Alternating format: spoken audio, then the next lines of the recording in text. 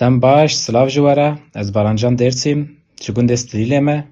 Ez îro bi kurtasî behsa gundê Stilîlê bikim. Stilîlê li Bakurê Kurdistanê ye û dikeve başûr Rojavayê Nisêbînê bi 28 kilometreya. Ji derdora 400 malan pêk tê û hejmara wê jî nêzî 2000 kes in. Ji dervê Stilîlê jî bi gemasî 500-600 malbatên me hene, bi taybet li Stenbol, Edenê û li Qibrisîn.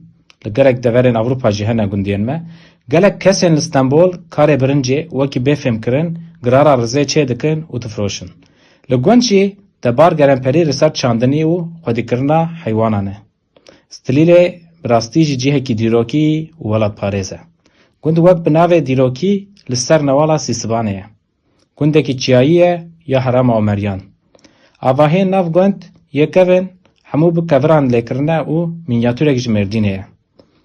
Rewşenbîr û nivîskarê Kurd Şehîd Apê Musa jî li vê bajarokê jiyaye û gora wî li nav hewşa wî de veşartiye.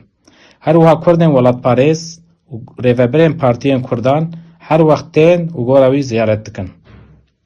Stilîlê di her buharê de bi keskê dixemile. Avên kaniyên wê jî wek qeşan e. Tevî newek berê be jî hîna sê kanî jî diherikin. Cihê ku kanî digihêjin hev wek çem tê binavkirin. Gelê gund dehl û rezên xwe jî bi vê avê av didin. Li ser çem gelek xerabeyên aşên kevin jî hene.